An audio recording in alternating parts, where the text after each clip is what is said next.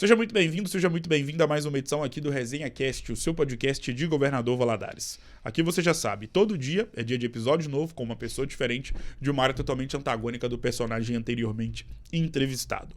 E hoje, meus amigos, para poder fechar essa incrível semana, tenho a honra de poder ter a oportunidade de eternizar um maravilhoso enredo de vida.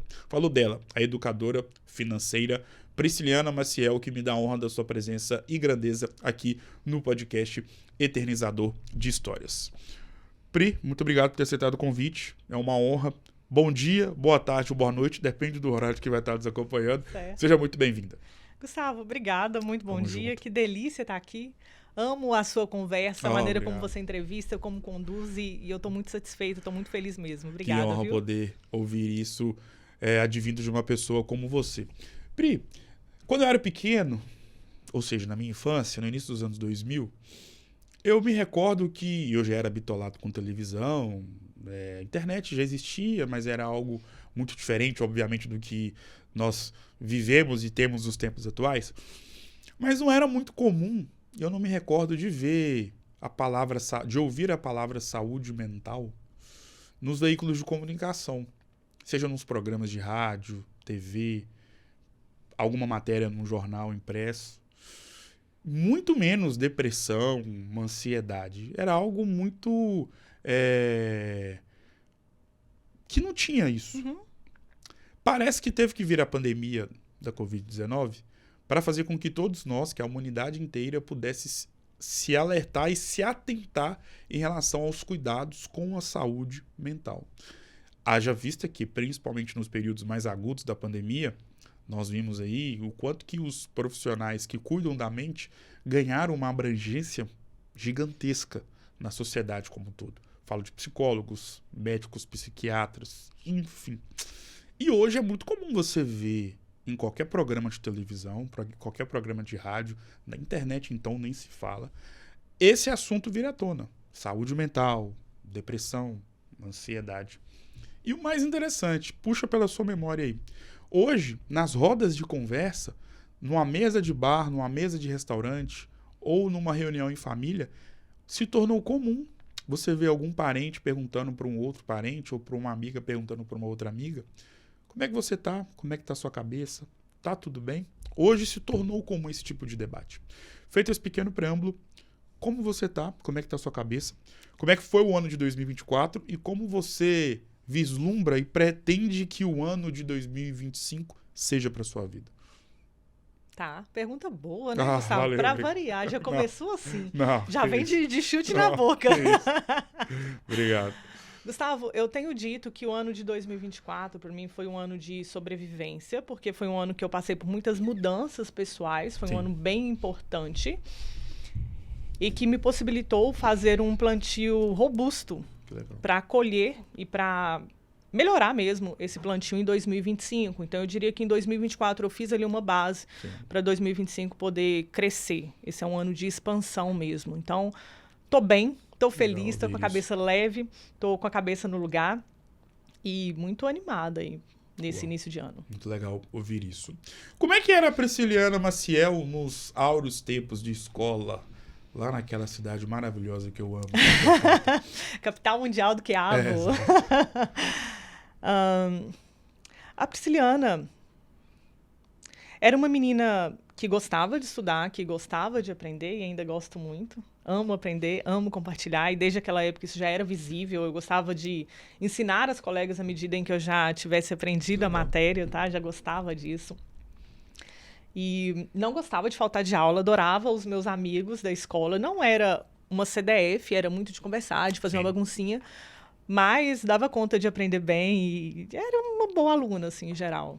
Eu costumo dizer que os tempos de escola, é claro que existem exceções, mas normalmente o tempo de escola, ele é o mais gostoso da vida de um ser humano.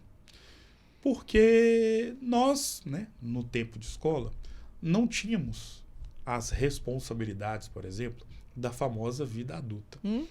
As nossas únicas responsabilidades eram em relação a tudo que a gente fazia na escola, ou seja, passar de ano, estudar para a prova daquela matéria chata da professora, mais enjoada ainda do que a matéria. Sempre tem. Ter um bom convívio com os colegas. Então, na maioria das vezes, na maioria dos casos, o tempo de escola foi o tempo mais gostoso da vida de qualquer pessoa, que hoje já é adulta, obviamente.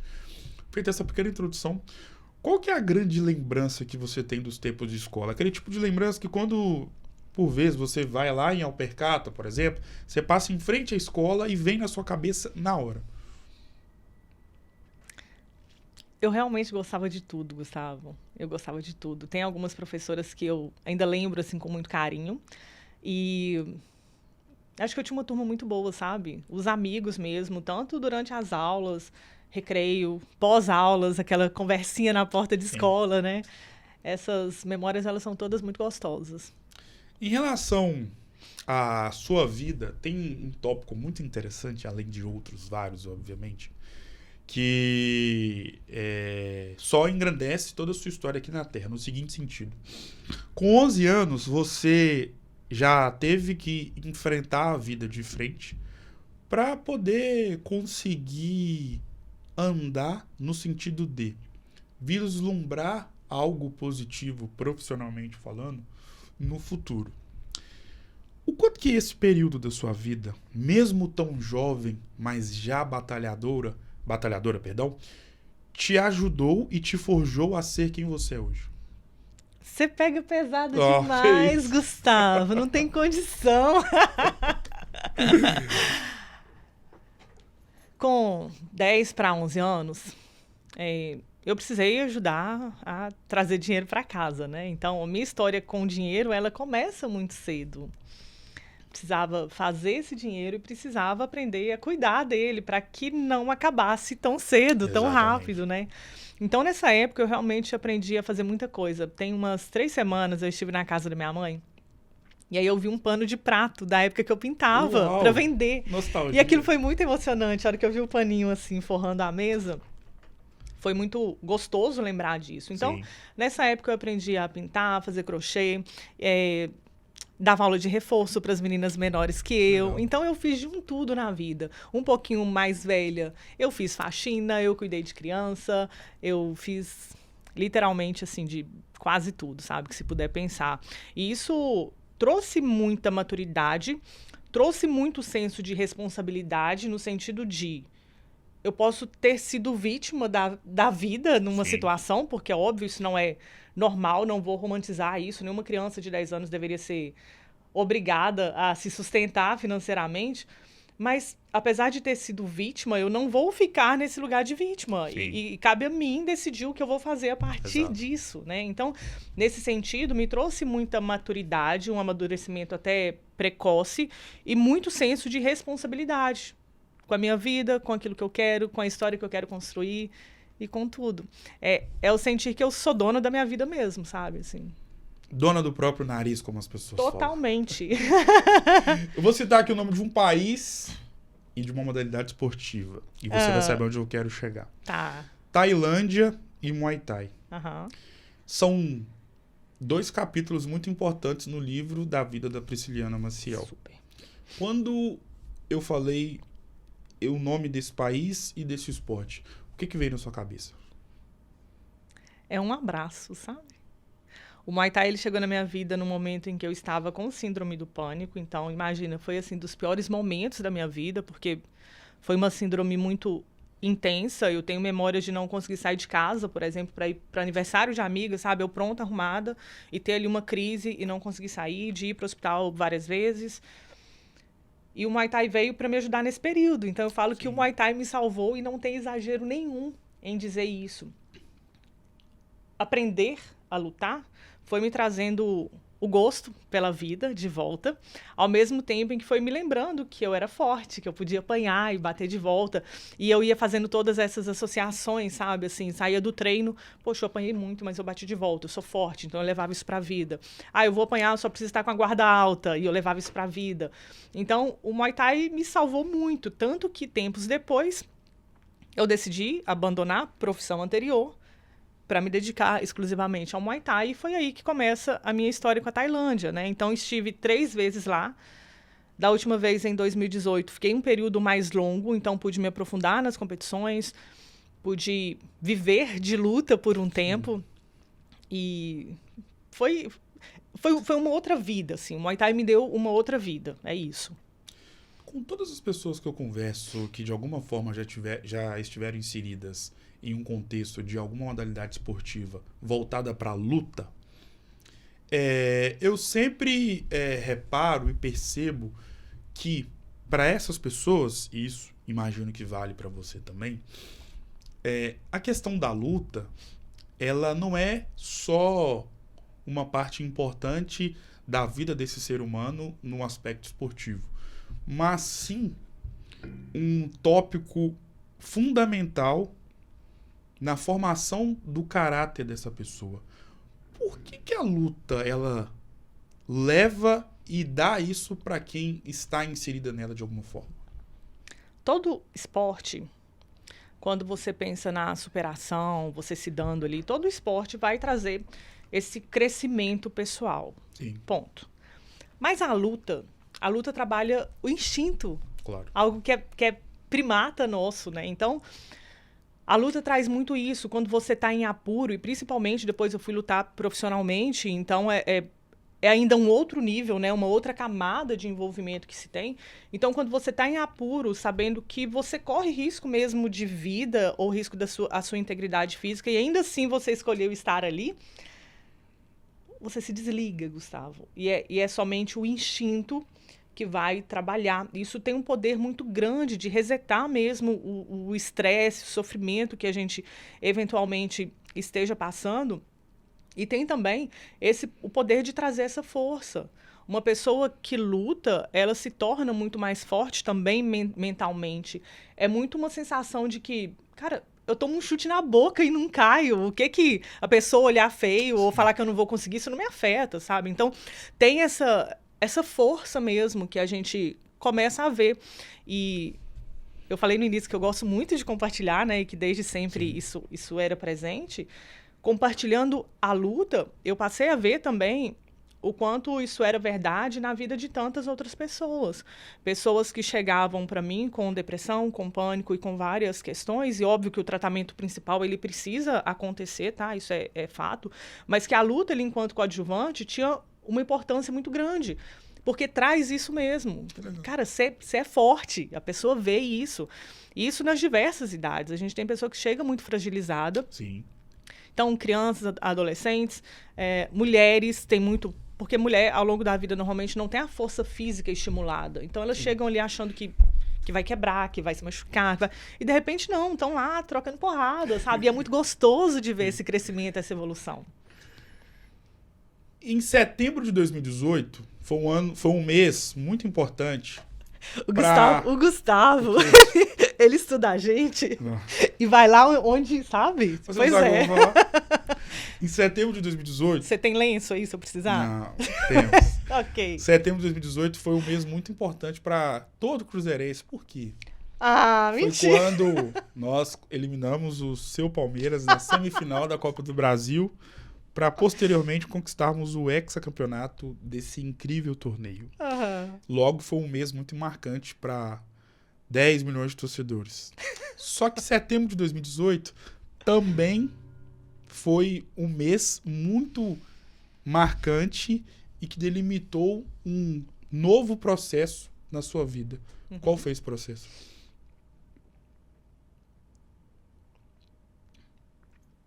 Vou ter que comentar o Cruzeiro e o Palmeiras primeiro, né? O Cruzeiro ganhou mesmo. Eu costumo dizer que eu era palmeirense, ou que eu já fui palmeirense. Por que isso? Na minha adolescência, até o início da juventude, eu era muito viciada em futebol, em assistir, em acompanhar. Então, eu realmente acompanhava tudo e sabia de tudo. Sim. Era uma torcedora de verdade, assim, de brigar, de chorar e tudo. Com o tempo, isso foi esfriando, especialmente depois que eu comecei a me dedicar ao Muay Thai. Então, à noite, durante a semana, em vez de acompanhar os jogos, eu estava treinando. E não só isso, né? Mas eu fui me desligando do futebol. Sim. Então, hoje eu não me sinto nem merecedora de dizer que eu sou palmeirense, porque eu realmente não acompanho, não conheço jogadores. Mas é um time que eu tenho ainda um amor por tudo que representou ao longo da minha adolescência. Assim, me trouxe muitas alegrias. Não só alegrias, mas enfim. Essa é a vida, né? É gigante, tá doido. Essa é a vida. Setembro de 2018, 2018, eu estava voltando da Tailândia, né? Foi quando eu decidi. E aí a gente volta lá na partilha e na importância que o partilhar tem para mim, porque apesar de eu estar muito feliz com a minha carreira de lutadora, eu fiz minha primeira luta aos 31 anos. E é uma idade em que os atletas normalmente fazem o quê? Penduram chuteira, se a gente for fazer uma analogia ao futebol, né? E eu fiz a minha primeira luta aos 31 anos e decidi que eu queria enfrentar aquilo profissionalmente. Foi uma decisão louca? Posso chamar de louca? Depende do ponto de vista. Mas foi, no mínimo, inusitada, né? E eu decidi abandonar o que eu tinha aqui, a minha carreira, meu trabalho, para me dedicar a isso. Deu muito certo. Eu estava muito bem. Fiz lutas muito importantes. Cheguei a enfrentar ídola. E aí, diz que esse é um marco de sucesso, né? Quando aquela pessoa que você admirava de longe, que assistia, que acompanhava, se torna ali o seu adversário. Eu passei por tudo isso. Mas eu comecei a ter um incômodo interno muito grande, que era, o que eu vou fazer com tudo isso que eu estou aprendendo aqui?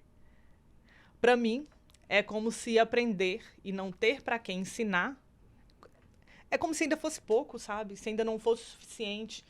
Então, com esse incômodo, tá, eu estou aprendendo muito, tá muito legal, minha vida tá muito boa, mas o que eu vou fazer com isso? Foi com esse incômodo que eu decidi voltar ao Brasil para ensinar Muay Thai, para compartilhar o que eu estava aprendendo lá. Sobre a sua vida e sobre ensinar o que você estava aprendendo lá na Tailândia, por exemplo, como você mesma disse. E passados 7 anos, claro que ainda vai completar 7 anos, porque foi em setembro, ainda estamos no mês de janeiro de 2025. Hoje você ensina e educa inúmeras pessoas em uma questão, talvez uma das mais importantes e imprescindíveis que nós temos na vida como um todo. Principalmente na vida adulta, que é saber lidar com o dinheiro. Em relação à sua função como uma educadora financeira, quando você olha para trás e vê toda a sua história e aonde você chegou nos tempos atuais, qual que é o filme que passa na sua cabeça? De que eu nasci para isso, sabe? Assim, a síntese, a sinopse do filme, de que eu nasci para isso.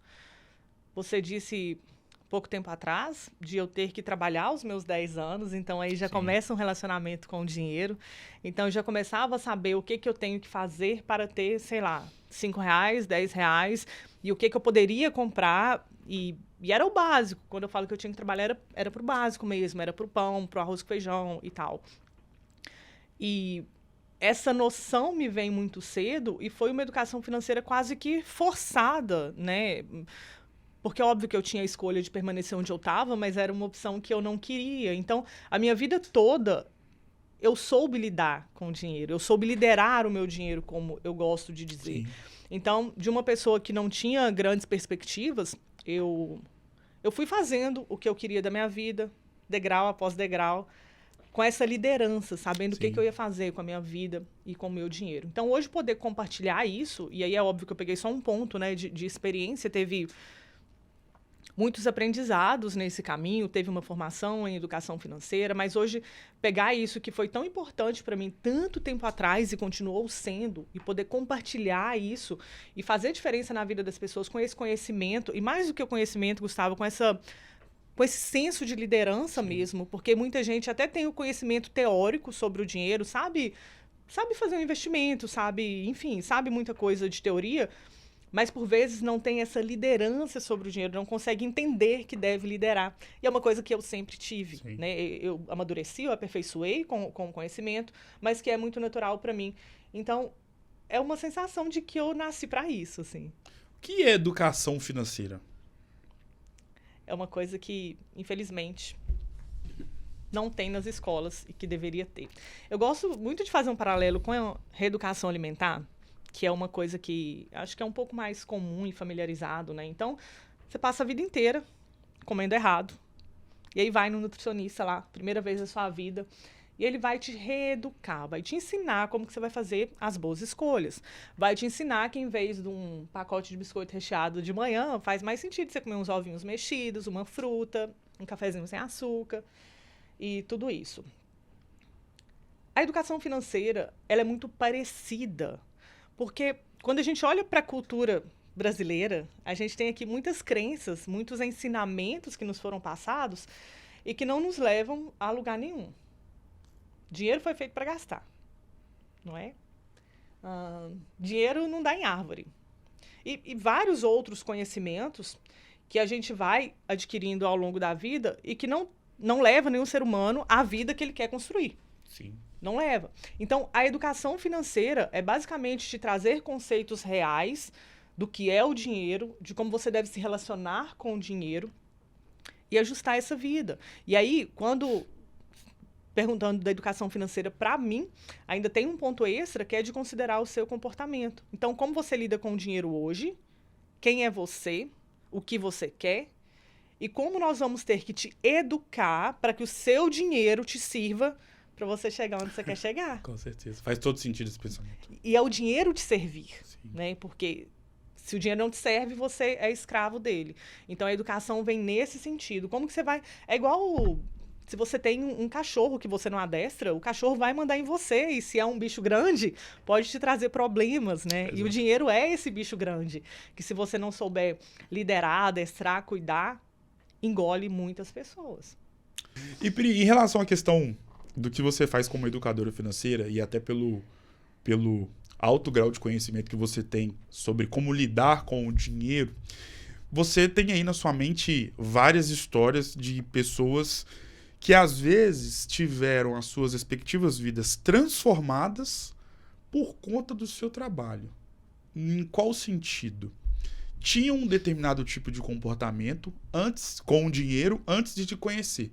E a partir do momento que te conheceram e passaram a absorver toda a sua experiência e o seu conhecimento com o dinheiro e com a educação financeira, tiveram as suas vidas salvas, inclusive, ou transformadas por conta do seu trabalho.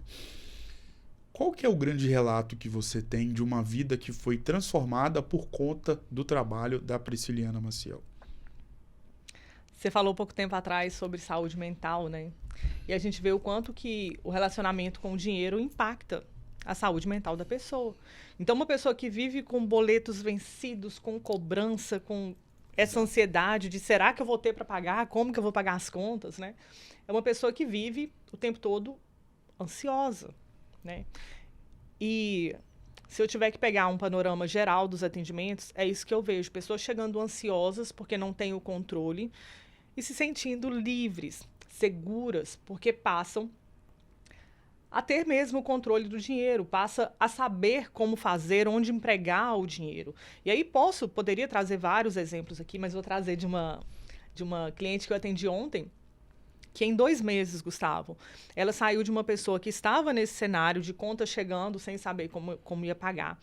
Em 2 meses, nós saímos desse cenário de insegurança, de instabilidade, para um cenário onde ela se sente totalmente segura. Então, construímos uma reserva de emergência, que é aquele dinheiro que todo mundo deve ter guardadinho ali para te ajudar se algo acontecer. Então, nós saímos desse cenário onde ela não tinha nada, colocamos primeiro no 0 a 0, porque tudo é degrau, e aí já conseguimos iniciar uma boa reserva de emergência para ela. E aí a mensagem que eu recebi dela ontem é que já tinha uma boa grana lá, já me deu uns números legais. E 2 meses, se a gente for pensar, é muito pouco tempo, porque você pensa, é uma vida toda da pessoa, sei lá, 30, 40 anos, inteiro, sofrendo por conta do dinheiro, e a gente conseguir mudar totalmente, assim, em 2 meses. Isso é muito legal. A ação com o dinheiro que todos nós temos é algo muito mais psicológico do que a gente imagina? Muito, muito. Porque se a gente fosse analisar o dinheiro como números, como as pessoas pensam que é, né? Acha que falar sobre dinheiro é falar sobre números. Se fosse assim, seria muito fácil. Ninguém teria dívidas, ninguém teria problemas. Porque é muito simples. Se você ganha 5 mil, você gasta menos, tá tudo resolvido. Se você ganha 10, é só gastar menos que não vai ter dívida. Parece simples. Só que o grande problema, e aí vem a questão psicológica, a questão emocional e comportamental, que é, a pessoa ganha 5, ela quer gastar 5. Só que ela não se programa para os imprevistos. Então, quando você vai ver uma pessoa que está endividada, não, estava tudo certo, mas foi porque meu carro estragou, e aí, cara, mas carro estragar faz parte da vida, como você não previu isso? Sabe? Ah, não, estava tudo certo, mas o meu filho ficou doente, infelizmente também faz parte da vida. Isso, nem estou falando na compulsão, que também é um outro ponto, mas tô pegando um cenário um pouco mais normal aqui. Então, quando a gente não se programa para os imprevistos, é praticamente você contar com a sorte. Então, você tem que todos os dias dar sorte de nada acontecer de errado, porque senão tudo aquilo que você programou, planejou para a sua vida financeira, se é que a pessoa planeja e programa, porque tem gente que não faz. Então, se é que fez, você tem que contar com a sorte para poder cumprir. E isso já é um grande problema. E aí, se a gente expande um pouquinho mais esse olhar, nós ainda temos as facilidades de hoje. Então, o cartão de crédito que você compra ali, às vezes já está até cadastrado no site, né? Você só dá o ok e já pagou automaticamente, você não sente o dinheiro sair. Antes era difícil, Gustavo. Você abrir uma carteira, contar ali sua notinha nova e dar, você pensava 2 vezes. Né? Agora o cartão, e às vezes você nem tem que pegar o cartão, é com o celular. Então isso não dói. E às vezes, como eu disse, está ali já cadastrado num site, você compra e não percebe que está pagando. E aí parcela, porque afinal de contas, R$100 por mês não vai te pesar. Só que aí você também parcelou aquela outra compra, e aquela outra, e aquela outra. E de repente de 100 em 100 virou 6 mil, 10 mil, 15 mil. E aí você perdeu totalmente o controle. Né? Então isso é comportamento. 100% comportamento. Se fosse matemático, seria muito simples. Qualquer pessoa com noção de matemática de 4ª série daria conta de resolver a própria vida financeira, mas não é. Ninguém quer ficar endividado. Mas por que as pessoas se endividam? Porque as pessoas compram as emoções que elas não dão conta de resolver. Basicamente é isso. Então, aquela pessoa que talvez entende que precisa comprar aquele carro que ela ainda não tem condições de comprar, mas para pertencer àquele grupo que ela gostaria de pertencer. Sim. Então, ela compra ali aquele carro que não cabe no orçamento dela, não considera a manutenção que aquele carro vai trazer, por exemplo, para se sentir parte daquilo, para mostrar que também é bem sucedido. Isso é só um exemplo, né? Então, isso acontece com muita frequência. E aí tem vários outros pontos. As pessoas não sabem dizer não. Então, tá tudo certo, mas o meu irmão precisou, a minha mãe precisou, então eu tiro. E não estou falando de precisar por uma doença, não, estou dizendo coisa simples. A mãe precisou porque não tem educação financeira. E aí a pessoa não sabe dizer não e se endivida porque acha que tem que, isso aqui é um ponto muito importante, que fazer aquilo que surge ali. Então, o endividamento vem muito de emoção não resolvida e da falta de saber se relacionar consigo também, sabe? Porque quando você está bem resolvido consigo, você sabe dizer não, você sabe fazer boas escolhas, você tem a clareza. Uma coisa que eu trabalho muito nos meus acompanhamentos é mapear a vida que a pessoa quer ter. Isso é, assim, é sensacional, é uma virada de chave. Então, a gente mapeia a vida que a pessoa quer ter. Qual que é o conceito de sucesso dela? Porque isso varia muito. Tem gente que precisa de muito dinheiro, tem gente que precisa de mais tempo livre que dinheiro, que aquilo vai ser mais gostoso para ela, né? Então, a gente mapeia primeiro a vida que a pessoa quer ter e, a partir daí, de que forma que o dinheiro deve servi-la. O que faz sentido para ela, onde faz sentido investir, o que faz sentido comprar. E quando você não tem essa clareza, vai só gastando dinheiro, tentando preencher buracos vazios, suprir emoções que você não resolve, e o dinheiro vai embora. Não é à toa que tem muitos ex-milionários aqui no Brasil, né? Porque o dinheiro vai. Existe um pior tipo de dívida ou dívida é tudo igual? Financeiramente, você diz? Se a gente for falar financeiramente, quanto maiores os juros, né? Piores serão essas dívidas, claro. Ou seja, o banco já respondeu. Banco, cartão de crédito. Dependendo da Jota, né, Gustavo? Não vamos entrar nesse mérito, mas quanto maiores os juros, claro, piores as consequências dessas dívidas. Eu já aprendi com você, inclusive, que cartão de crédito não é vilão. Não necessariamente. Mas por que na cabeça de milhares de pessoas o cartão de crédito é um vilão? Porque alguém precisa levar a culpa. E é muito mais fácil eu dizer que o cartão de crédito é um vilão do que Assumir a própria culpa. que eu não tenho maturidade e responsabilidade para usar o cartão de crédito. E aí, quando você tem um cartão de crédito ali, muitas vezes num limite que não é proporcional à sua renda, e aí a pessoa faz o quê, Gustavo? Eu ganho 10 mil, tenho 10 mil de limite, logo, Ganho 20. minha renda mensal é 20 mil. É isso. E aí, o grande vilão é a mentalidade, é a falta de educação financeira. Mas para muitas pessoas, e a depender do processo, tem muita gente que quando eu começo a atender, o primeiro passo é retirar o cartão, porque aí a gente... É como se fosse uma grande ferida. Então, você limpa, você faz ali um curativo para depois tratar a causa, né? Então, a gente estanca o problema inicial do cartão de crédito e aí começa a trabalhar controle, responsabilidade e tudo que envolve isso para que não se repita. Senão, não adianta, né? Vai pagar aquela dívida e vai construir outra. Em relação à vida CNPJ, podemos dizer assim, principalmente, Pri, dos pequenos e médios empreendedores ou pequenas e médias empreendedoras, e pela experiência que você tem e principalmente pelo conhecimento aliado a toda a vivência que você vem tendo como educadora financeira, queria que você falasse para nós em relação à questão do endividamento de uma empresa, o endividamento no CNPJ. Como não chegar nesse tipo de situação? Por quê? Quando você vê uma empresa pequena ou média, vamos colocar pequena ou média, endividada, eu como leigo, tá? Não entendo nada de educação financeira no sentido de ser um profissional dessa área. Okay. É o tipo de comportamento que a pessoa teve com a sua própria empresa, mas que ela, enquanto CPF, já teve ou tem. Aonde eu quero chegar? O que está acontecendo com o CNPJ desse profissional já aconteceu ou está acontecendo naquele momento também com o CPF desse empreendedor. Estou muito certo ou estou muito errado? Não, você está muito certo. Você está muito certo. Por trás do CNPJ tem ali um CPF Sim. que vai sustentar as decisões, sustentar as escolhas, né? E se a pessoa não considera isso, não trata a mentalidade do CPF, o comportamento do CPF, a forma dele lidar com o dinheiro, quando começa a empreender, esse problema, essa dificuldade acaba ganhando uma proporção muito maior. Porque aí, além da renda do CPF, a pessoa começa a achar que tem a renda do CNPJ.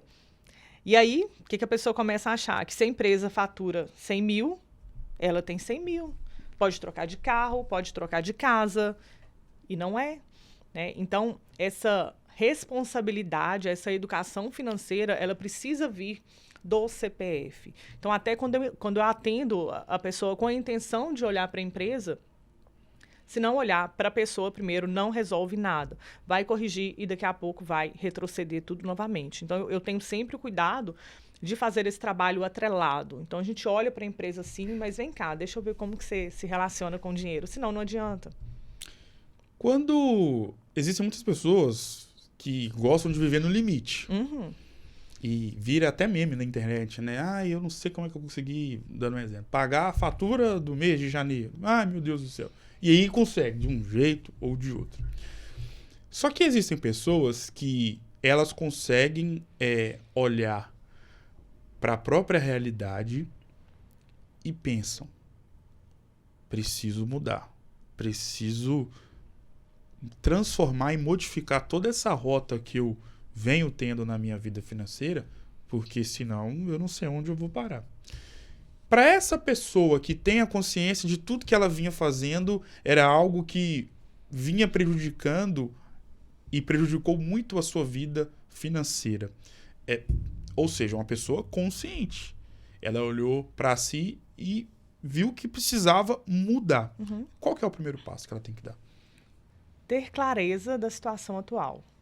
Então tá, porque às vezes a pessoa não está satisfeita, mas ela nem sabe exatamente quanto ganha, principalmente no caso de empreendedor, né? Se não tem uma renda fixa, não sabe quanto ganha, não sabe quanto gasta, não sabe qual o custo de vida mensal. É uma pergunta que eu faço muito.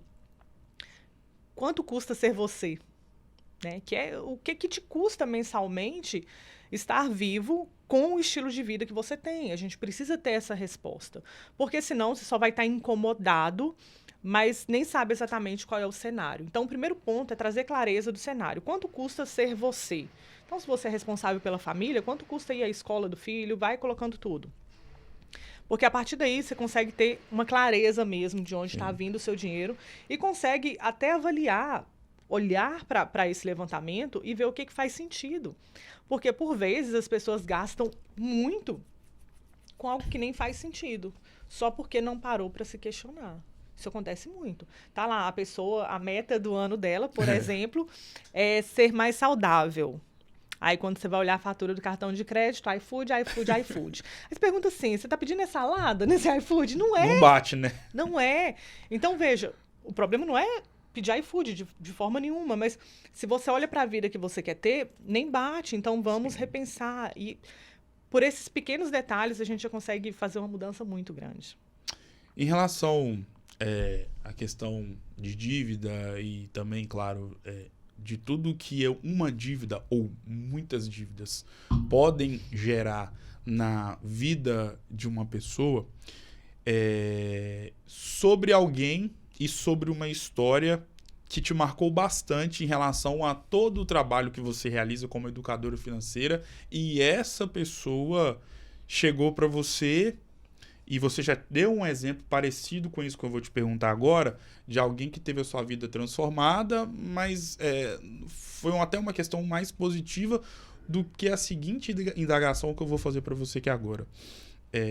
Qual o relato mais marcante que você tem na sua vida como educadora financeira de alguém que se via nessa situação que eu acabei de dar como exemplo, olhou para si mesmo e falou, eu preciso mudar, eu preciso modificar alguma coisa porque eu vou ficar numa situação muito complicada daqui a 1 ano, 2, 3. E que você hoje, por exemplo, já está conseguindo mudar essa realidade que outrora era totalmente... Se a pessoa fosse uma empresa, seria uma situação falimentar. Uhum. Sempre que eu consigo trazer autonomia para a pessoa, eu me sinto muito feliz. Assim, liberdade é um valor muito forte para mim. E sempre que eu consigo contribuir para que a pessoa se torne um pouco mais livre, eu me sinto mesmo realizada, sabe? E aí, um caso que me marcou bastante era uma mulher que tinha um relacionamento abusivo e que não estava feliz. Mas, infelizmente, acontece muito, né? A pessoa vai se levando naquela relação sem se questionar um tanto de coisa. E aí nós identificamos em algum momento que a independência financeira dela seria o ponto inicial para que ela pudesse sair desse relacionamento, deixar de ser abusada ali da forma como era. E, Gustavo, eu acho que até hoje, estou arrepiada aqui, até hoje, quando eu me lembro disso, cara, assim, missão de vida paga, sabe? Estou feliz. Acho que é isso, é trazer independência para as pessoas. O dinheiro precisa e ele serve para isso, para te possibilitar viver a plenitude da vida que você pode viver, sabe? Me emociona um pouquinho. Quem deve mais, o homem ou a mulher? Quando a gente pensa nas despesas de casa, é muito normal que a mulher seja responsável, tá? Pela despesa de casa. E pode ser que a mulher deva. Tem momentos que, se a gente para avaliar o tipo de dívida, tá, ele pode ser muito diferente. Vou te dar exemplo de uma pessoa que eu estou atendendo recentemente. Então, é uma mãe que teve o relacionamento encerrado ali enquanto estava gestante. E aí passou a ter que cuidar dessa criança sozinha. Ela não tinha uma renda para isso, né? Quando foi engravidar, ela não pensou na renda dela sozinha. Então, vieram algumas dívidas por causa disso. E quando a gente pensa no homem, Gustavo, de maneira em geral, poucas vezes, são dívidas que vêm com base na família, assim, sabe? Que vêm do cuidado. Normalmente, o homem se arrisca mais, né? E nem sempre isso é negativo, mas o homem se arrisca mais. Então, pode ter aí muitos jogos. Então, tem muito homem que... Não só homem, mas tem muito homem que perde dinheiro em jogos, trocando de carro. Acho que são dívidas diferentes, sabe? Acho que a mulher gasta mais em casa. Com algumas futilidades também. Mulher gosta de comprar roupa, gente. Isso é a bolsa de marca. Então, ainda não tem condição, mas começou a faturar um pouquinho mais, acha que pode comprar uma bolsa do preço de um carro, né? Tem dívidas diferentes, não sei se é mais, são diferentes. Na vida, se a gente parar para pensar, a nossa vida se parece como um livro, né? De páginas positivas e páginas negativas. São, assim, todos os livros que já foram lançados e todos que serão lançados por toda a eternidade. E o mais interessante é que todo livro que se preze, ele tem páginas, tem a conclusão, tem a introdução, tem a capa, tem a numeração das páginas. E tem uma outra coisinha que começa com a letra C, que todo livro tem. E que você vai me responder agora. Conclusão. Já falei conclusão. Você falou conclusão? Falei. Gustavo! Todo livro tem. Você falou, tá, capa, C? É. Ah. Capítulo. Tá. Todo livro que se preze, ele tem capítulos. Justo. E olha como o que eu falei anteriormente faz sentido com o que eu vou falar agora. Pelo fato da nossa vida se parecer como um livro, todos nós temos capítulos positivos e negativos na nossa história aqui na Terra. Ok. E, por exemplo, você tem o seu livro versão CNPJ e versão CPF. E em todas essas versões podem ter capítulos positivos ou negativos. Feita essa pequena introdução, no livro da Prisciliana Maciel, qual que é o capítulo mais triste da sua vida e o que você fez para passar por cima dessa adversidade? Gustavo, eu tenho é uma característica, tá, da minha personalidade. Eu tenho muita dificuldade.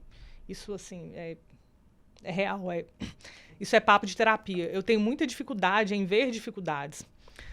Quando eu olho para um problema, a minha reação imediata é: o que eu vou fazer? Sabe? Como que eu vou resolver? Como que eu saio disso? Qual que é a outra saída? Qual que é o outro plano? Como que eu resolvo? É a minha reação imediata. Então, eu te falo que ao longo da minha vida toda, eu sempre tive essa dificuldade em responder esse tipo de pergunta. E quando eu olho para minha história, se eu fosse colocar uma outra pessoa vivendo tudo que eu vivi, eu conseguiria ver muitas dificuldades, né? E esse é um cuidado que eu tenho tido comigo, assim, de reconhecer e de valorizar as dificuldades e tudo que eu enfrentei, sabe? O episódio dos meus 10 anos de idade, que me obrigou a fazer dinheiro, né, e me tornar adulta, com certeza foi um episódio, foi muito difícil, foi muito marcante. E eu acho que eu posso deixar ele, assim, como... Mas até pouco tempo eu realmente não reconhecia, sabe? Porque quando vem algo ruim, o pânico foi algo que me devastou muito, né? Mas ao tempo todo me vem a dificuldade, eu penso, como que eu vou resolver? E isso dificulta eu enxergar isso, sabe? Mas eu diria o episódio dos 10 anos, que foi quando meus pais se separaram, meu pai saiu de casa e tudo, viciado em álcool, foi toda uma situação muito complexa, e o pânico, que já foi depois na fase adulta.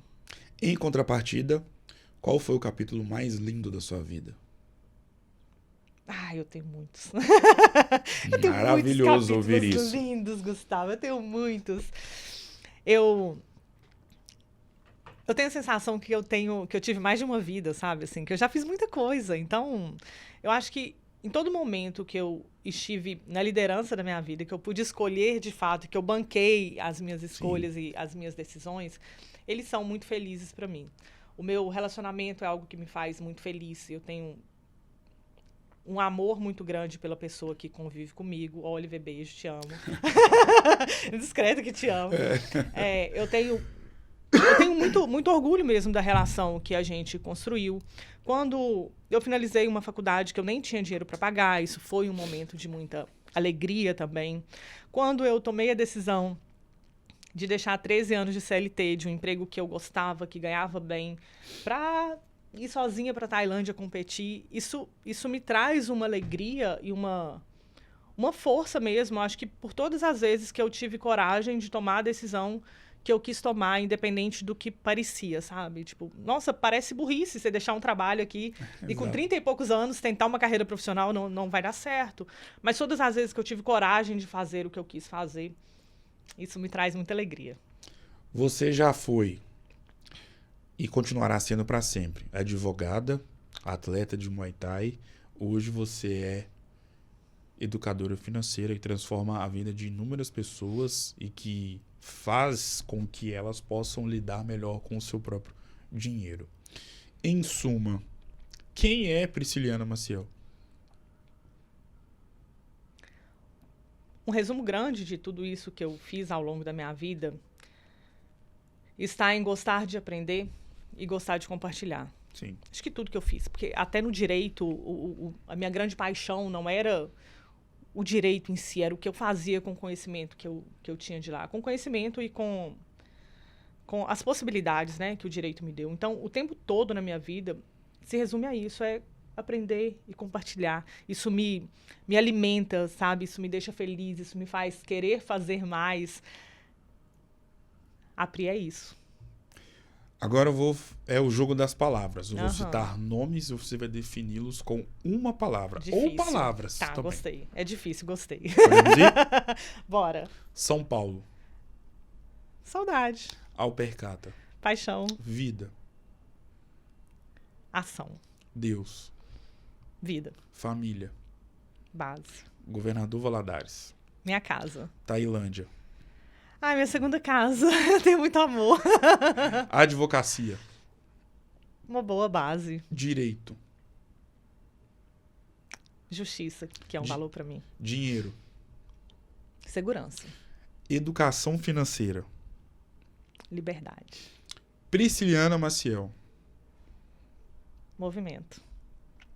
Defina a sua vida com uma palavra. Movimento. Defina a sua história de vida com uma frase.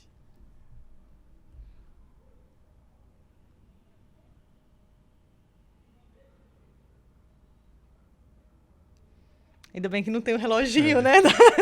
Verdade, verdade. Minha história de vida com uma frase. Tá, isso é bem difícil, né? Cala a boca e faz. Se essa entrevista que nós estamos fazendo hoje, caso tenhamos uma outra entrevista no dia 17 de janeiro de 2026, e no início do nosso bate-papo, eu vou te perguntar como foi o ano de 2025. O que você pretende falar? Que foi um ano de expansão, um ano de crescimento e que eu fiz o que era pra fazer. O número 10, ele é muito marcante em várias searas da vida. Por exemplo, você que sempre foi muito ligado ao futebol, sabe que o jogador, camisa 10 de todo time, ele até pode ser um perna de pau, mas ele sempre vai chamar atenção porque ele é o camisa 10. Hoje se perdeu um pouco isso, mas antigamente o camisa 10 ele era o cara do time. Quantos cantores nós já não vimos fazendo um DVD ou um CD para poder comemorar os 10 anos de carreira? Isso vale para inúmeras áreas. 10 anos de profissão, enfim. Há 10 anos, eu entrava na faculdade de jornalismo da Univale, aqui em Governador Valadares, com 18 anos. Logo, esse número 10, para mim, ele é muito impactante, porque eu lembro justamente de 10 anos atrás. Tudo que você viveu há 10 anos, e aí contando, 2015, 16, 17, 18, 19, 20, 21, 22, 23, 24 e 25. Mediante a tudo que você viveu nesse período, o que a Prisciliana Maciel falaria para a Prisciliana Maciel de 10 anos atrás? Vai valer a pena. Ou valeu, né? Pensando que a gente está aqui no futuro. Valeu a pena. Acho que foi um momento em que eu comecei a tomar algumas decisões já. Quando eu penso 10 anos atrás, eu já estava me dedicando um pouco mais ao Muay Thai, já estava ali fazendo a primeira luta. E boas decisões vieram a partir daí. Valeu a pena. Defina essa conversa com uma palavra. Gostosa, Gustavo. Você é muito leve, eu gosto muito. Muito obrigado, foi uma honra do tamanho do mundo e da sua grandeza e magnitude eternizar seu maravilhoso enredo de vida. Parabéns por tudo que você é, não só por ser quem você é, mas parabéns, por ser quem você é para os seus amigos, para os seus familiares e para os seus clientes, que são pessoas que depositam uma confiança gigantesca no seu trabalho e, sem sombra de dúvidas, essa confiança ela é 100% correspondida com o brilhantismo que você carrega consigo na sua vida profissional. Sucesso, parabéns e as portas estão abertas para você poder voltar mais vezes. Muito obrigado. Que alegria. Tamo junto. Eu sabia que ia ser bom, Oh, mas foi muito melhor, então. foi muito gostoso, apesar das suas... Você pega pesado, tem hora, né? Isso, não é com intenção pega de deixar pesado, ninguém você sabe. constrangido. Não, que isso. Mas foi gostoso demais, obrigada mesmo. Muito Tamo obrigada junto. e muito sucesso pra você, que seja um ano lindo. Pra nós e pro Cruzeiro, obviamente. Muito obrigado, Pri. O Resenha Cast de hoje, pra lá de especial, vai ficando por aqui. Um grande abraço e eu volto, claro, em uma próxima oportunidade. Até mais.